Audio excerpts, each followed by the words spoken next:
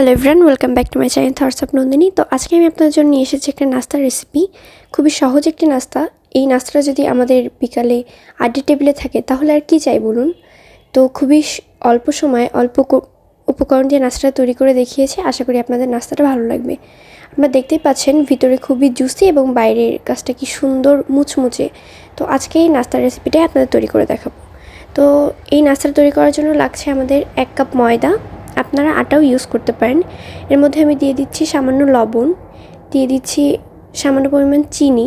আমি এখানে 1/2 টেবিল স্পুনের মতো চিনি ইউজ করেছি এবং এখানে দিয়ে দিচ্ছি 2 টেবিল স্পুনের মতো সাদা তেল বা সয়াবিন তেল।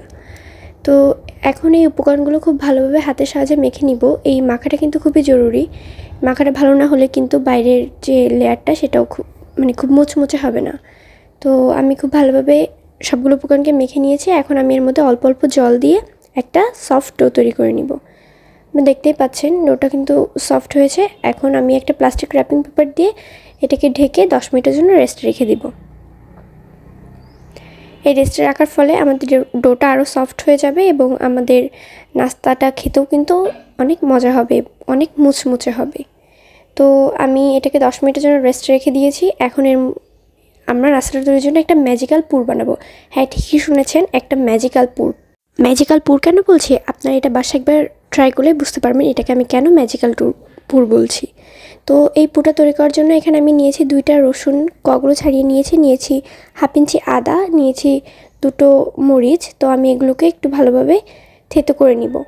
আপনারা চাইলে একটা পেস্টও ইউজ করতে পারেন, তবে এই রেসিপিতে একটু দানা দানা থাকলেই খেতে বেশি ভালো লাগে। এরপর আমি নিয়েছি 1/2 কাপ পরিমাণ চিকেন। আমি চিকেনটাকেও ভালো করে কিমা করে নিয়েছি। এখন আমি প্যানে নিয়ে নিয়েছি কিছুটা সরিষার তেল। এর মধ্যে দিয়ে দিচ্ছি আগে থেকে কিমা করে রাখা আদা রসুনের পেস্ট, দিয়ে দিচ্ছি 2টা বড় সাইজের পেঁয়াজ কুচি, দিয়ে খুব ভালোভাবে নেড়েচেড়ে পেঁয়াজটাকে হালকা নরম হয়ে আসা পর্যন্ত ভেজে নিব। এখন আমি এর মধ্যে দিয়ে দিব 1/2 টিস্পুনের মতো মরিচের গুঁড়া। আপনারা যতটা ঝাল পছন্দ করেন সেই অনুযায়ী আপনারা মরিচের গুঁড়োটা অ্যাডজাস্ট করে নেবেন। তো এর মধ্যে আমি দিয়ে দিচ্ছি জিরা আর গরম মশলার পেস্ট। আপনারা চাইলে গুঁড়াটাও ইউজ করতে পারেন।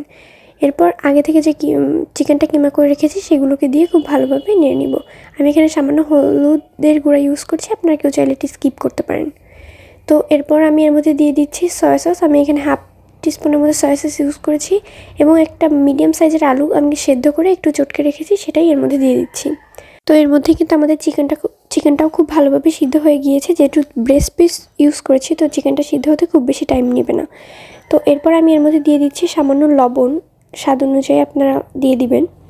এরপর আমি এর মধ্যে দিয়ে দিচ্ছি 4 টিস্পুনের মতো টমেটো কেচাপ। এখন আমাদের পুরটা রান্না করা হয়ে গিয়েছে। এবার আমরা আগে থেকে যে ডোটা তৈরি করে রেখেছি সেটা একটা সারফেসের পর নিয়ে খুব ভালোভাবে মথে নিব। তো এটাকে কিন্তু খুব ভালোভাবে মথে নিতে হবে, তাহলে কিন্তু নাস্তাটা খেতে খুবই মুচমুচে হবে। এরপর আমি এটাকে 6টি ভাগে ভাগ করে নিচ্ছি।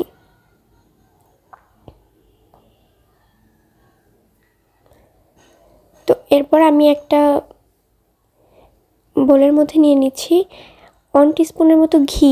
আপনারা কেউ চাইলে এটা সয়াবিন তেলও ইউজ করতে পারেন এবং নিয়ে নিচ্ছে 1 টেবিল স্পুনের মতো কর্নফ্লাওয়ার। এটা দুটোকে খুব ভালোভাবে মিক্স করে নিব। আপনাদের কাছে কর্নফ্লাওয়ার না থাকলে এটা ময়দা দিয়েও ইউজ করতে পারেন। এখন একটি লেচি নিয়ে একটা বড় সাইজের লুচি বেলে নিব। এরপর একটা রুটি নিয়ে আগে থেকে যে মিশ্রণটা তৈরি করে রেখেছি সেটা দিয়ে হাত দিয়ে খুব ভালোভাবে চারিদিকে মাখিয়ে নিব।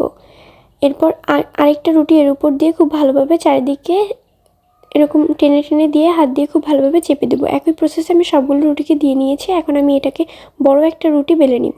আপনারা যতটা সম্ভব পাতলা করে বেলে নেবেন, তাহলে নাস্তাটা খেতে আরও মুচমুচে হবে। তো আমি রুটিটা বেলে নিয়েছি। এখন আমি এটাকে 4 ভাগ করে কেটে নিব। তো আমি 4 ভাগ করে কেটে নিয়েছি। এখন আমি এটাকে একটু বেলে একটু 4 কোণা একটা শেপ দিয়ে নিব। এরপর আগে থেকে যে পুরটা তৈরি করে রেখেছি সেই পুরটা এর মধ্যে দিয়ে দেবো। আমি একটু বেশি পরিমাণেই দিচ্ছি কারণ এই পুরটা খেতে দুর্দান্ত হয়। তো এখন আমি চারপাশে একটু জল লাগিয়ে দিচ্ছি যাতে এটা যখন আমরা ভাজবো তখন চারপাশ থেকে খুলে না যায়। তো চারপাশ থেকে আমি খুব চেপে চেপে এটাকে খুব ভালোভাবে লাগিয়ে দিচ্ছি যাতে এটা কোনোভাবেই খুলে না যায়। তো আমার একটা নাস্তা তৈরি করা হয়ে গিয়েছে। একইভাবে আমি সবগুলো নাস্তা তৈরি করে নিব। এবার একটা প্যানে আমি কিছুটা সয়াবিন তেল নিয়ে এর মধ্যে এই সবগুলো নাস্তা ভেজে নিব। গোল্ডেন ব্রাউন কালার পর্যন্ত এটা আমরা ভাজতে থাকবো। তো আমার সবগুলো নাস্তা ভাজা হয়ে গিয়েছে। আপনারা এই নাস্তাটা যে কোনো টাইপের সস বা চাটনির সঙ্গে সার্ভ করতে পারেন। এটা বাসায় একবার হলেও ট্রাই করবেন। আশা করি আপনাদের কাছে ওই নাস্তাটি অনেক ভালো লাগবে। তো আমার রেসিপিটি যদি ভালো লেগে থাকে অবশ্যই একটা লাইক করবেন এবং কমেন্ট করে জানাবেন আপনাদের রেসিপিটি কেমন লাগলো।